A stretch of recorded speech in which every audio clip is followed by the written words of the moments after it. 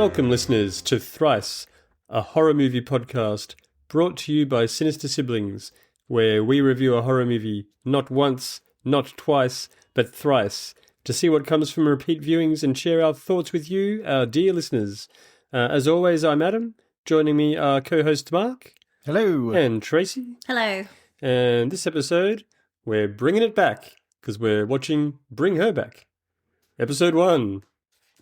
Hey. Yes, folks. Felt like you were going to go something musical, you know that. Bring it back. It was referencing that. They could have ended the film with that, maybe. That would have been Like an end credit song just for some irony. Yeah, I like that. Bit of I like disco. ironic sort of ending, closing credit songs. Because, God help us, we needed a palate cleanser after that. Well, yeah. Yeah. But let's not get ahead of things. So, yes, I am Mark. If this is your first time listening to Thrice, I just want to give you a little bit of rundown of how the podcast works. So the first review that we do, which is this current one, we do it just off our own impressions, plus, you know, what we got out of the trailer. Second time round, we do it with some informed information. I can't talk. I apologise. We do it with the information from each other. So an internal review, I guess. So with some feedback from each other to add to things to look for second time around. And then the third time we do it, we look for some external input. So whether that's from you as the listeners, or whether that's from external reviews, or from people involved in the filmmaking process. So, Tracy, before I throw it over to you, I'd just like to let everybody know that beware, spoilers abound. It's a little bit hard for us to talk too much about this film without telling you what's going on. And this is probably the kind of film that you probably want to enjoy without knowing too much about it. So please go watch it. We'll wait. Yes, that's it. Put this on pause and come on back. Oh, And sorry. we're back. He was paused. You couldn't see that. It was a visual gag. So, Bring Her Back. The synopsis. Sorry, I don't know. It's not. So right after we said spoilers, oh no, they've watched the film, so Yeah. Yeah. synopsis away. I'll bring it on back. A brother and sister uncover a terrifying ritual at the secluded home of their new foster mother. Bring Her Back is from visionary Australian filmmaking duo Danny and Michael Philippou, directors of Talk to Me. So the brother and sister in this case... Is that it? Is that the whole synopsis? That's the synopsis. Good. Perfect. So the brother and sister, so we've got Danny, who's the older brother. He's almost 18. His younger half-sister, Piper, who's around 12 years old, I think, and she's vision impaired. So they have to go and live with a foster mother just until Danny can turn 18 and take custody of Piper because their father passes away suddenly. So they have to go stay. So they go to this country. Yeah, it's kind of like a rural property. It's like it's in the Blue Mountains or something. Yeah, Blue Mountains or Dandenongs if you're in Melbourne. So if you're in Australia, those places will make sense to you. But it's very wooded area, very kind of secluded vibes. And they go stay with Laura, who's their foster mum. She's played by Sally Hawkins, who's a terrific actress. And she's nursing a lot of secrets of her own and a lot of quirks. Sure is. She's a vodka slut. Yeah, which is... What? That's what she says. She said yeah. she's a vodka slut. Oh, okay. Yes. That's not a slur. Sorry. Just, No, you're like, how dare you? Does that mean that you're a slut for vodka, or you become a slut when you drink vodka? I think she's a slut for vodka. Okay. Yes. Yeah, and there's explicit language in this podcast as well, people. Yeah, it's in the show notes. Is slut a slur? Is that a swear? Oh, it's definitely a slur. But is it a I don't know if swear? it's a swear. I don't know. Well, it's an explicit word, an explicit phrase. Would Tracy Grimshaw use it? It's probably a reference for a lot of people that don't get. Yeah, We'll exactly. move along. We'll move along from there. So that's kind of like our broad strokes where we're at. Danny starts to pick up quite quickly. There's something not quite right with foster mum. Yeah, instantly, Yeah. Well, yeah, you get the feeling that Laura is all about Piper and not very interested. Yeah, it's made in very, Andy. very clear. Yeah. Very clear from the get-go. And that she's got a deceased daughter who was also vision impaired. So, Adam, you obviously watched the trailer before you went into the film. Yes. What were your thoughts before you entered the cinema? And how did the film pan out for you in general? Yeah, I thought the trailer looked good. I thought Talk to Me was really good.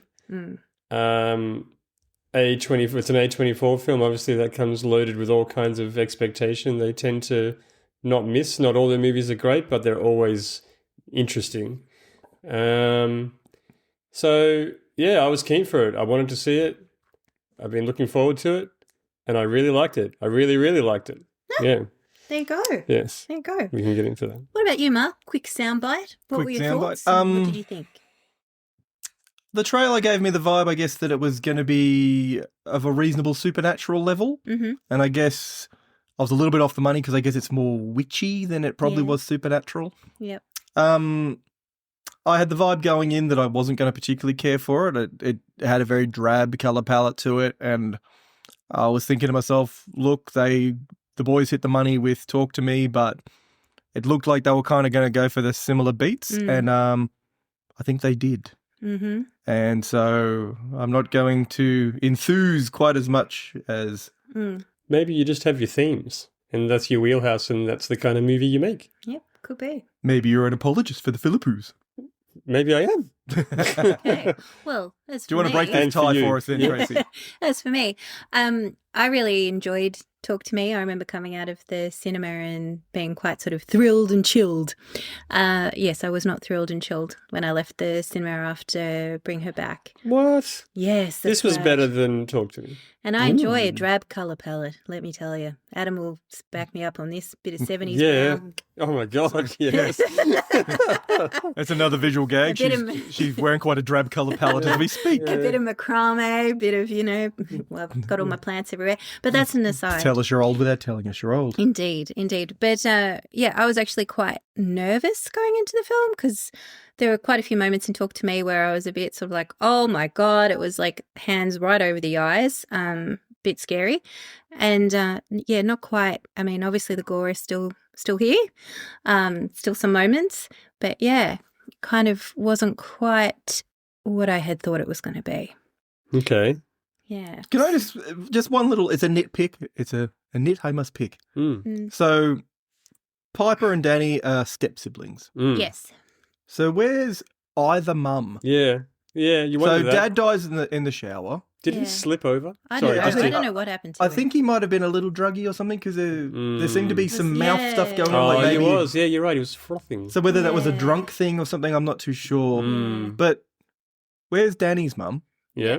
Where's Piper's mum? Yeah. Yeah. A kind of, you do think that, but you just kind of take it, okay, they're not in the picture, and that's okay. Yeah. And that's what makes Laura the mum figure. Yeah, but just throw a line at me there. You go. What? They could have just said with what was the name? Wendy? Was that the Wendy was, the other, human services person? yeah, Yeah, exactly. yeah. Also Couldn't have known just- as Vera from Neighbours. Couldn't you have just had that one line where they just said, now that Dad's gone, it's just the two of us, or something like that? That just so I could go, okay, they're not around. Well, that's a given. They're in social services. The dad's dead, now they're in social services Yeah. going to a foster mum. So Yeah. you know that mum's not in the picture. Yeah, but Oh. I guess it could have been sort of more explicitly stated. Oh, but I yeah, think it was, so.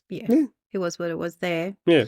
So who were the characters that, out of Danny and Piper, what did you think of Danny and Piper for a start? Let's go there. Yeah. What did you think of their characters? Like, I think that one of the real strengths of this movie is that it gets real crazy, this movie, but it earned its craziness because it spent time with them for a while before it got to that. So it's quite rich characterization in not a very long-running movie.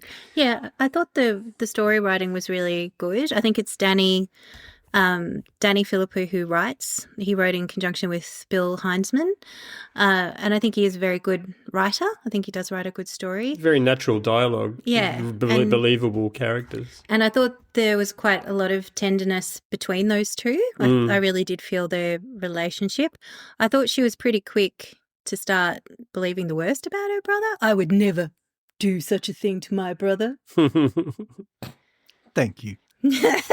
But I found that was a little bit like, I mean, I guess she's young and she's traumatized or whatever, but I just thought you're pretty quick to believe this woman that you've just met over your own brother. But anyway, yeah, I liked their characters, and I thought Piper had a lot of guts as well, which I really did like. What did you think, Mark, about these two characters, about the main characters here?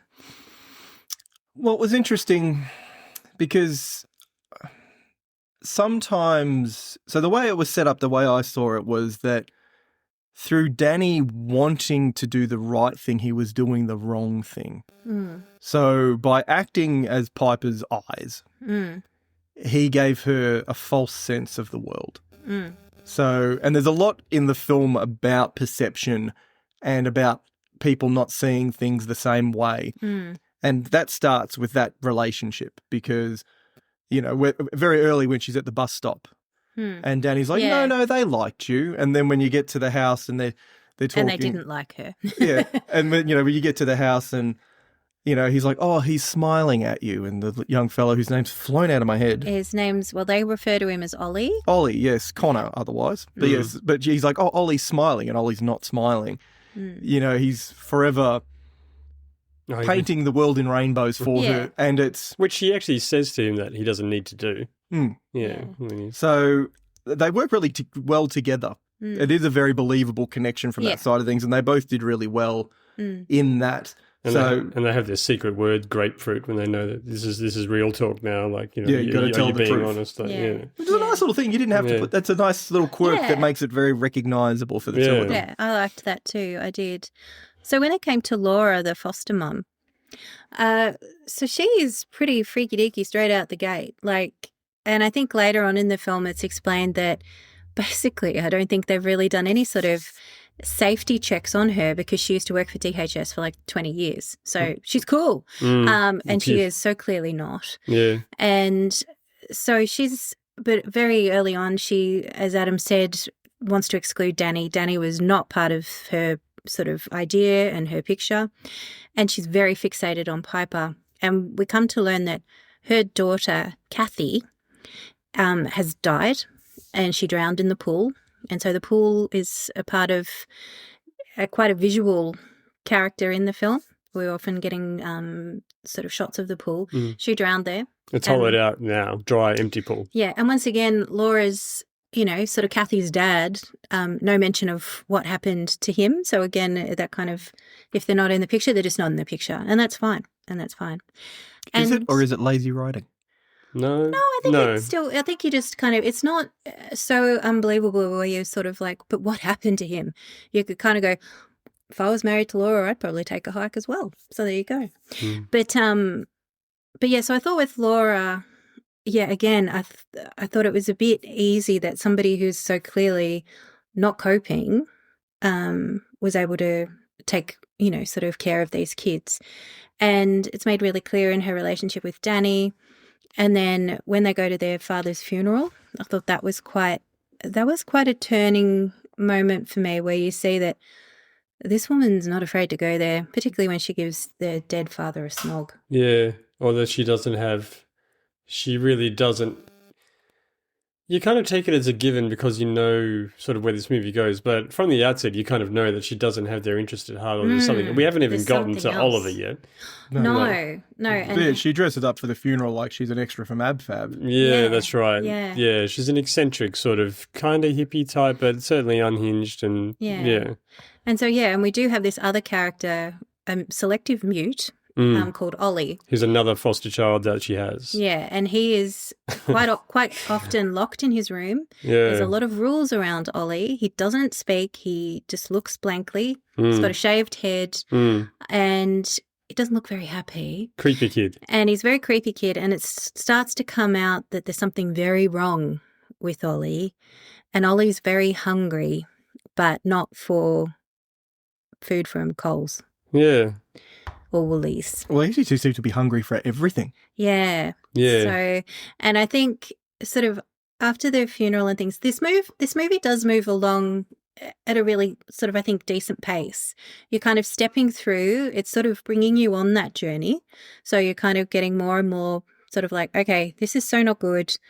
Okay, that's another freaky thing. Like Laura spends a lot of time kind of making Danny question his reality and question, because he shares after the funeral, I think the guys referred to the vodka slut incident. After the funeral, she gets together with the kids, having a little party, and gets them all rip-roaringly drunk. Mm. But it's kind of a tool for her to ply Danny and try and find where his weak spots are and where his problems are. And then she just uses them against him in the most awful way. Yeah, she's gaslighting him because, that's right. She needs to discredit him before he turns 18. Exactly. Otherwise, he'll get sole custody of the girl who she wants something sinister. Yeah.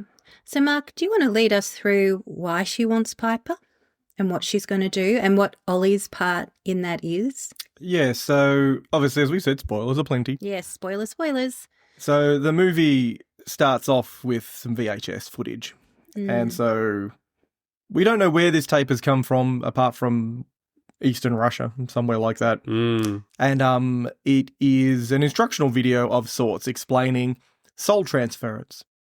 And in this reality, the concept is if you have some sort of demonic vessel, they're able to essentially consume the deceased person. Literally consume. And if you are able to provide a corpse that died the same way, the demonic creature can then basically expel the consumed deceased person into your new vessel and bring them back. So sick. Yeah. And that's the plan. That's what Laura's wanting to do with poor Piper. So I wanted to break that down a little bit. And that's actually what I'm going to look for between now and the next episode. I want to look into if that's based on any real ritual or real sort of magic that's out there. Yeah. Or is it completely fictionalized by the Philippou brothers? I'd say there would be, I'm sure, some kind of rituals out there that try and do that. That's probably something to research or if there is, where it's from. But it's a lot of cannibal clans and that. I thought they have that. You can earn strength and knowledge by eating. Of your enemies, taking like on you your get dead or whatever. their power, their courage, or something. So I wanted to break it down because I wasn't actually quite clear to me, even though I was kind of all in on it.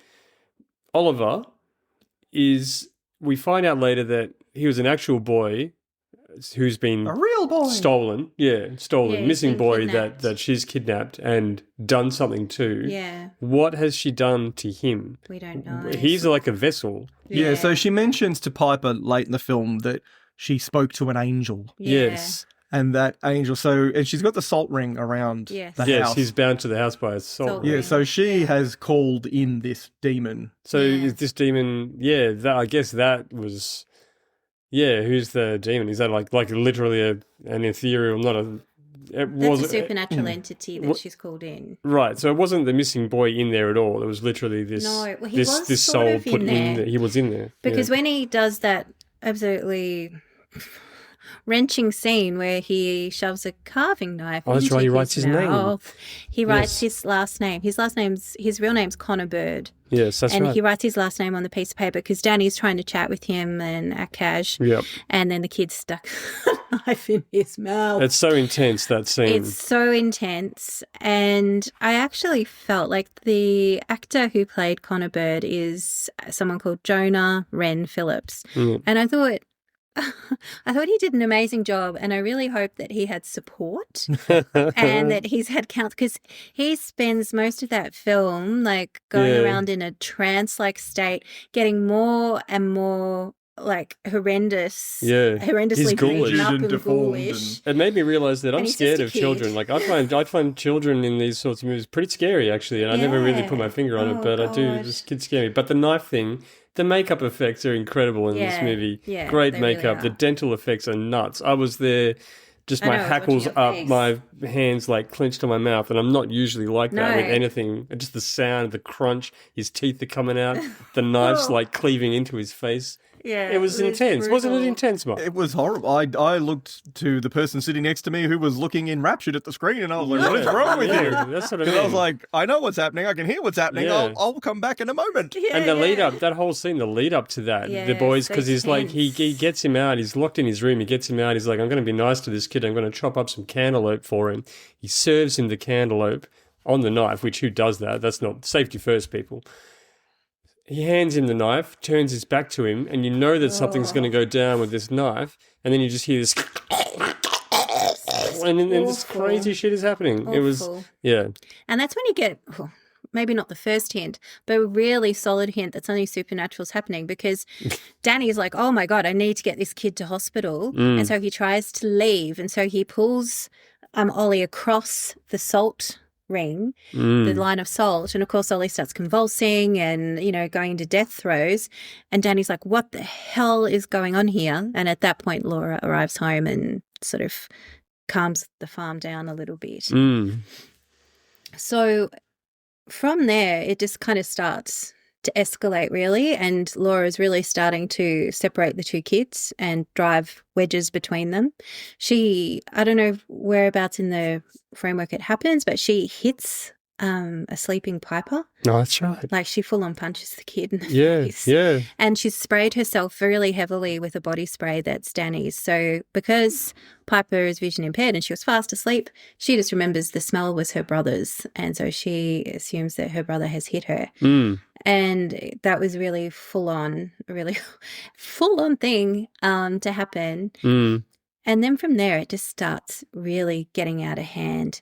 And I'm not sure whereabouts in the chronology where we discover Kathy, because there's a little outdoor space, a locked shed, and we've seen Laura and Ollie disappear in there and then pop back out. And throughout the film, Laura is always telling Ollie, not yet, soon, not yet. So, can I just interject there? Yes.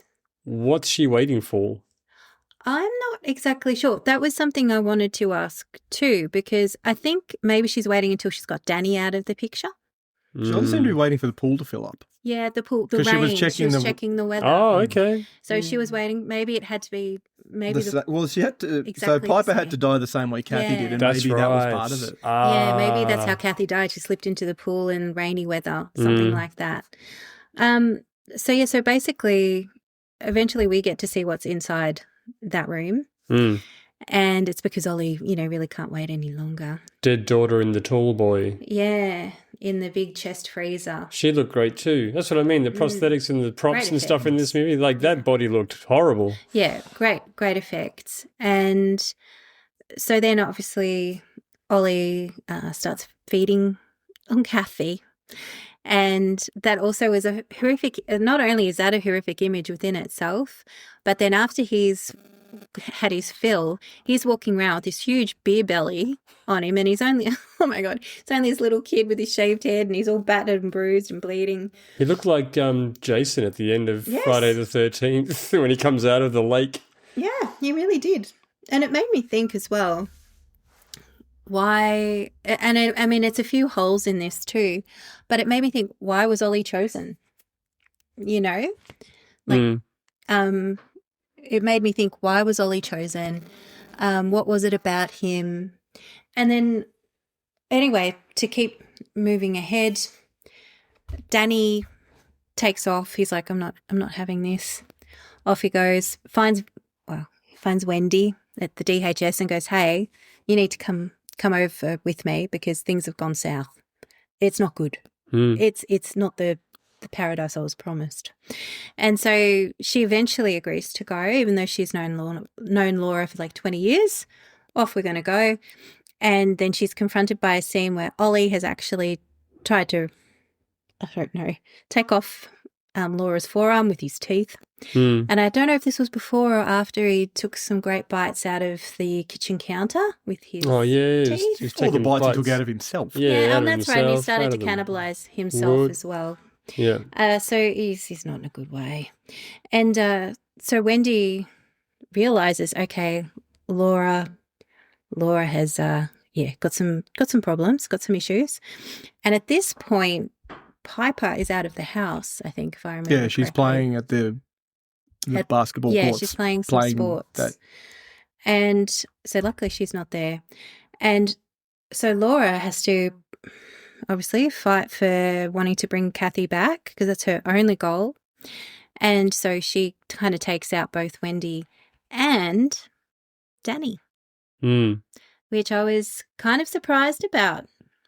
But, it was like surprised but not surprised. What did you guys think? You mean Andy?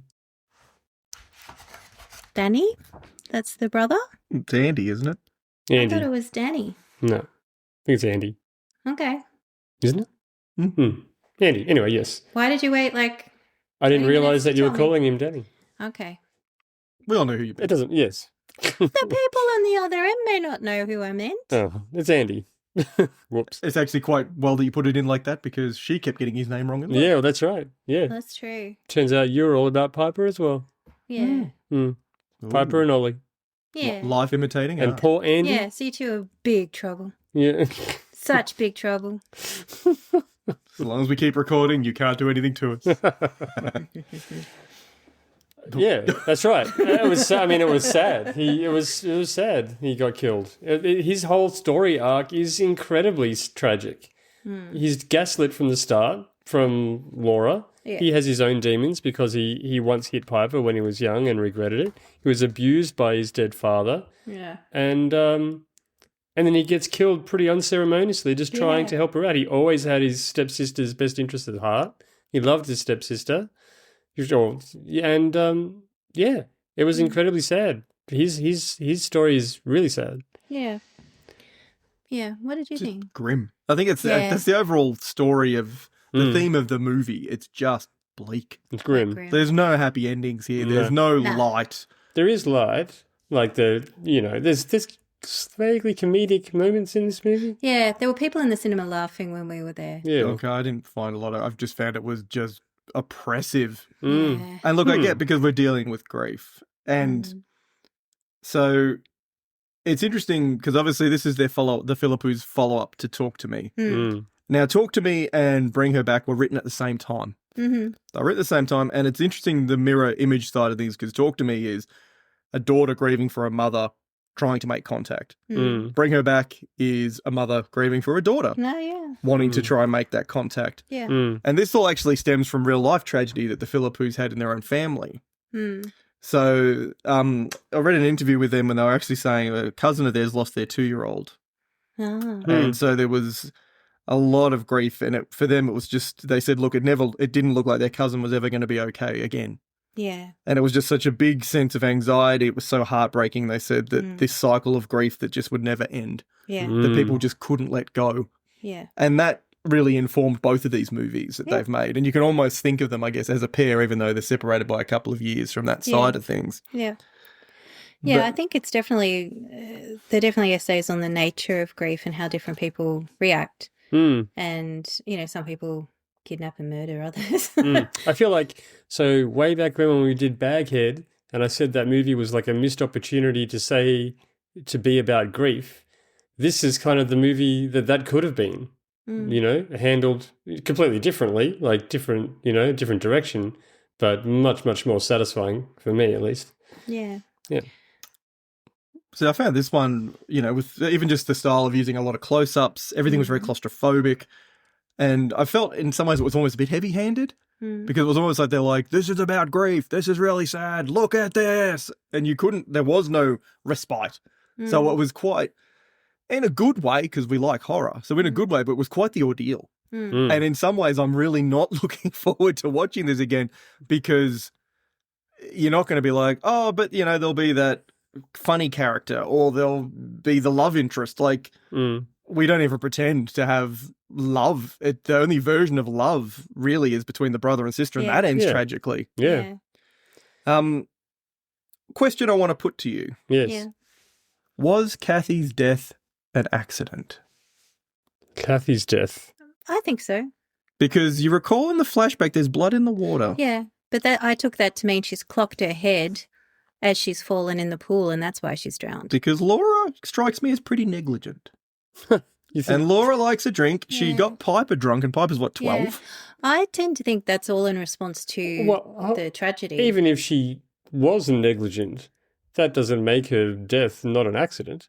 No. Yeah. I don't No, have an it could be answer. I'm just putting that question No, out there. I did take it to, I think, and from what they've said is what Wendy said, she'd worked for like the Department of Health or whatever for like 20 years and she was one of their top counselors. So I think she was pretty switched on and pretty normal. And then she's had this horrible tragedy happen and it's flipped her switch. Yeah, I think. And she's abandoned reason for madness and gone down the crazy crazy route of, reaching for cultist things. Because that's one thing I kind of want to look at and try and understand in further viewing was where on earth, at what point, and I don't think I'll find out, but at what point did she switch tracks and start going, down to demonic route?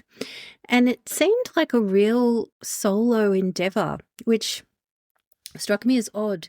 Like I sort of anticipated something like a cult. Yeah. Like in Like, where'd she get the videos? Where like the instructional the people who videos? made the video were helping her or something. Yeah, like they always gone, oh, you need to choose one of these children from down the park or whatever and take him home. So it's some sort of weird WikiHow video. Yeah, it was and real gritty and horrible, it felt like snuff film stuff. Yeah, it sort of almost reminded me, I don't know why, it of like, a long time ago, 20 years ago or whatever, and late night shopping television, like it'd be 2 a.m. or whatever on a Saturday night and there'd be weird things you could, not like this, but, along, it reminded me of that. Like she's bought them off, What not was the his name? internet. Tim Shaw from Demtel? Was Yeah, that him? Demtel. That's sorry for the clap. Demtel. That's exactly it. I felt like she bought them on Demtel at 3 a.m. Explains the steak knives. Yeah, exactly. Yeah, they came as a bonus. They came in handy, didn't they? And, They do cut through anything. yeah, they do go through anything. And so, I felt like she kind of done it on her own, which was just really strange. And But I think it speaks to, obviously, the real life stuff that informed the story to begin with, but also in that story, just if you're that overcome with grief, is there a line? What would you do if an option was there? And because she's got this option. And I think there was a point where she was begging Wendy when she dropped her mask. Yeah. And Wendy was like, okay, hang on. Yeah. And, just the fact she was like, but you don't understand. It's working. Yes. Yeah. We can do this. We can bring her back. Yeah. And all of us who've suffered grief at some point in our lives, if somebody genuinely came to you with a Demtel offer and said, if you actually do this, you could speak to this person again. Yeah. Everybody would probably have, I don't know how far down the Laura path you'd go, but everyone would have pause to go, well, okay, hang on. How much do I want to put into this? How much, if I could? Because people often throw away comments to say like, oh, what I'd give to hear their voice one more time or whatever. Yeah. But what if that option was in See, front and of this you? is where watching horror movies comes in handy. Yeah. Because you watch Pet Cemetery. You ain't ever going down that path. Yeah. Sometimes dead is better. It never Yes, works out. exactly. So this is where horror viewing and being a horror fan can help you in real life. Again, it's always there. So how do you think Ollie broke the spell? He crawled across the he ran over salt. he got out of the But- salt. I know that bit, but what allowed him to do that? How did he? Because why hadn't he done it beforehand? I see. I think- So what changed? Yeah. I think with Ollie, because he had the spirit inside him, because the demon was inside him and was frustrated because he started spewing up some of what he'd already eaten from Kathy. So this is right at the end of the movie. I think there was enough of him inside himself still that once he'd sort of regurgitated some stuff and the demon wasn't getting what he wanted, maybe the demon was thinking, you know what, I've got other places I could be. And I think it was just enough where he was like, it struck me, he would rather die, even if it meant dying, crawling across that chalk. Because maybe that's what kept him in. He knew even as a kid, if I go across the salt line, it hurts. So I'm not going across the salt. But I think he was at such a point then, he was like, I don't care anymore. I am going across that. Or was it the demon that was crawling across the No, 'cause he the was like, demon demon was knew- like, I've had enough of this. This is not playing. Either This or. is not working the pair out. of them were set free once they got past that salt line. So, but I felt it was like he had nothing left to lose now. He was willing to take the pain just to get it to end. And then fortunately, the child is still in there to be rescued at the Yes, end, and which he was survives. a little bit of a reprieve in a very bleak Yeah, movie. the two youngest kids survive. So Piper, comes home. She kind of, has a sort of bit of a rally at the end.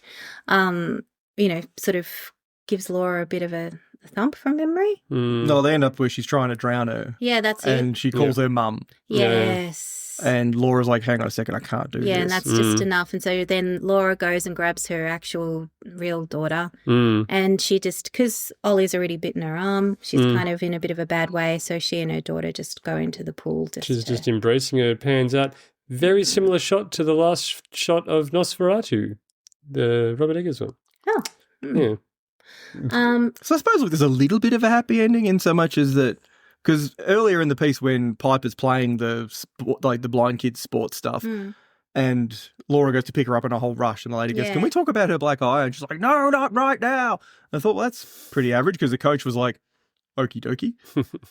But then it's actually the coach who comes later who actually rescues Piper. Yes, yeah. Because the coach actually has obviously come around to check, which I thought was a nice thing because I was like, I hope the coach didn't just go, well, no, Mum said not now. Yeah. So. Yeah. Well, I guess that would just be a red flag where you would be like, okay, I've now marked your ticket and I'll either be coming myself or getting somebody else. So I guess if Connor and Piper both survive, there's an element of happiness to the ending, I guess. Yeah, the younger ones. Evil doesn't win.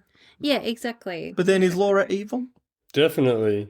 Yeah, she became evil. She was a horrible villain in her manipulation and ultimate just corrosion of Andy. She was a horrible person. Yeah. I'll always think of him as Danny. And that's such a sad thing for him. Yeah.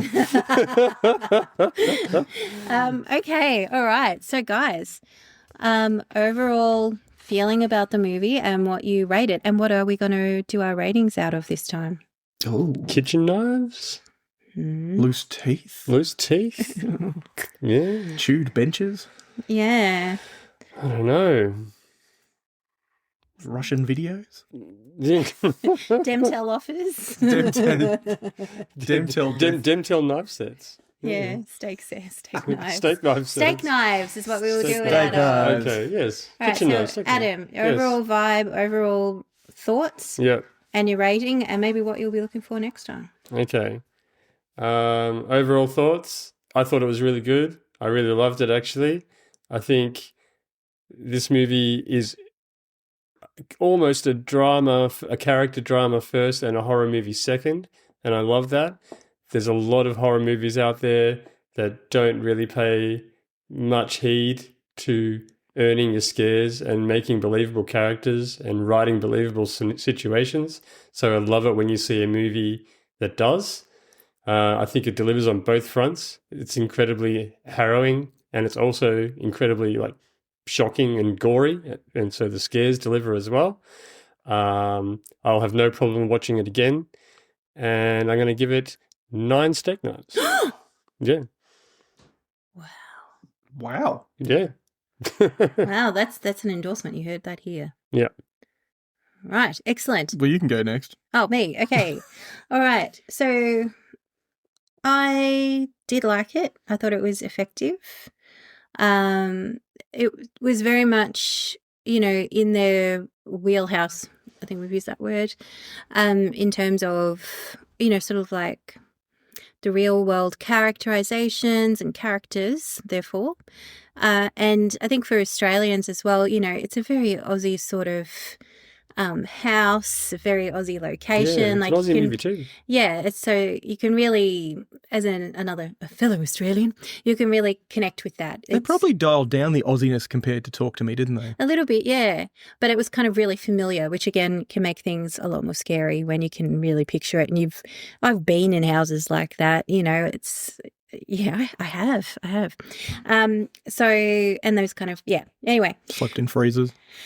I haven't slept in a freezer. No, not slept in a freezer, nor a bath. But anyway. I like the way you had to think about it for a second. You're like, wait, no. So I really liked that. Again, I thought it was a well-written story. I really liked that. I liked the colour schemes. I liked the colour palette. And I liked the characters as well of Andy and Piper. Who? There you go. Andy. And so I think, as I said right at the top, I wasn't as enamored by this film as I was by their last film. Still a good film, but the last one I came out and I remember going, oh my God, there was this and there was that. And this one I was like, yeah, there were scenes in it where I really didn't like what was going on. But also I'm not a fan of people getting gaslit, which is... I knew you were going to hate that whole thing. Yeah, it's one of, oh my God. I mean, as for You've most never people, poured pee on someone for a laugh? Yeah, no, it's one of my oh my God, biggest pet peeves, which is I know And everybody seeing would people have the get same away thing. with it. Yeah. But Yes, it is. stop it. So anyway, yes. I just sort of came away feeling kind of sad I was like, oh, it was so sad that Andy died and, that it all went the way it did and So I gave it 6 out of 10. What are you going to look for in the next episode? The next episode, I really want to drill down into those Demtel videotapes because I was really trying to sort of look at some of this, like the titles of, this is where you put the soul into the other body. Yeah, that's good production values. Like it's this 10th generation duplicated tape, but it's got nice subtitles explaining each step. Yeah, explaining each step. Someone took the time to process. translate. Yeah, so I kind of would like to look at that a little bit more and just try and see if there's anything more around Laura's descent into madness. I'm going to look for real world information about whether that whole process of the demon and the consuming the body and replicating the death and all of that side of it. I'm going to look up to see if that's based on anything. It will be. Any real ritual. I reckon. Because I didn't say in my... Maybe something like, I don't know why, but like sort of, I don't know, like from Africa. Yeah, I don't know. It looked like it was from Eastern Europe. Anyway. Yeah. Marcus. I think your search history is going to look quite interesting. Yeah, I know. Can you get a soul by eating someone? Yeah.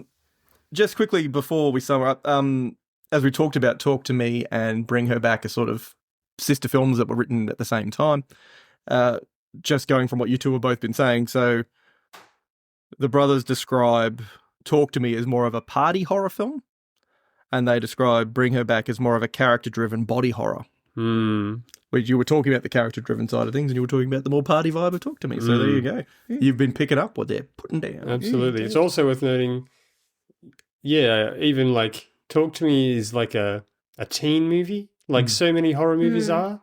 And this was not. This was an adult movie with adult fears. And I like seeing that too. You like adult fears? Well, he likes adult movies. It's the He does like... I do like adult movies, question mark? Like especially ones with good characters. Yes, that's right, for the articles. But the teen thing is, it can get a bit old as I myself get old. Well, so I'm a bit on the flip side, I guess. Growing up with horror as we have, I still like a little fun in my horror. And a little adventure, and it's and so it takes me a little bit of time. Like, Bring Her Back's a good film.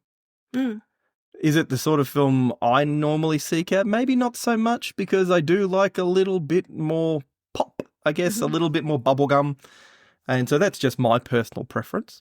As I said earlier, I'm not sure if I'm even looking forward to looking at this again, only from so much as that it's like watching something like Wolf Creek. Like, it's a good movie, but you're just like, this is going to be heavy lifting. Yes, yeah. So, I guess what I'm going to be looking for next time round, probably, I guess I want to look a little bit more about some of the symbolism they use. The brothers are quite clever filmmakers, and I'm keen to look a little bit more into that use of perceptions, because there's a lot of use of things like steamed glass, rainy windows. There's a lot of that sort of suggesting people are seeing things differently. And obviously that ties in, because it's that question of, well, what would you do? How would you do things? Andy doesn't know what's real or what's not. He's losing grip. All these sort of things that are going on. Look, I'm probably going to give it a 6. I'm going to give it a 6 on the basis that it's a good movie. And if someone said to me, should I watch this movie? I'd say yes. Yeah. I'd put an asterisk on it and say, be prepared.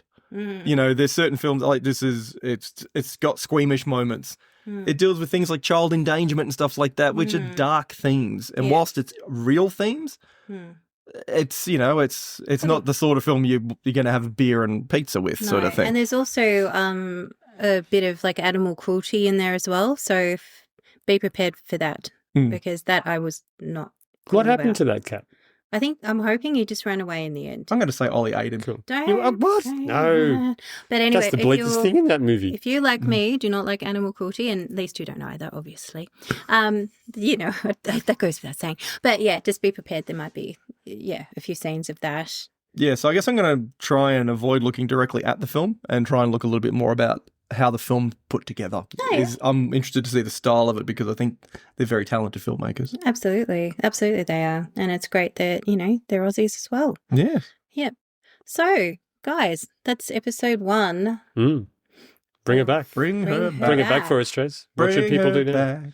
Well, people now, if they enjoyed listening to what we had to offer, Yes. they should be hitting that follow button, that subscribe button on their preferred podcast platform. Yes.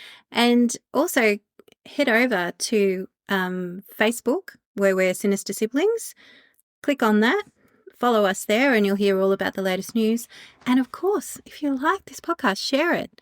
Write a review. Give us a rating on your preferred podcast platform because it really helps other people find the podcast as well. And more people listening, the more we can do. And Indeed. feel free to reach out to us as well on all of those formats. Yes. We're easy to contact. If you want to know what adult films Adam enjoys, I'll Where give to you get some your Dentel recommendations. steak knives. Yes. We don't know where to get Dentel please feel steak free to add knives. your comments if you've seen the movie. Let us know what you think too. Yes, absolutely. Yes, Great to hear indeed. from you. And with that, for now, we'll say farewell. Good night. Bye-bye.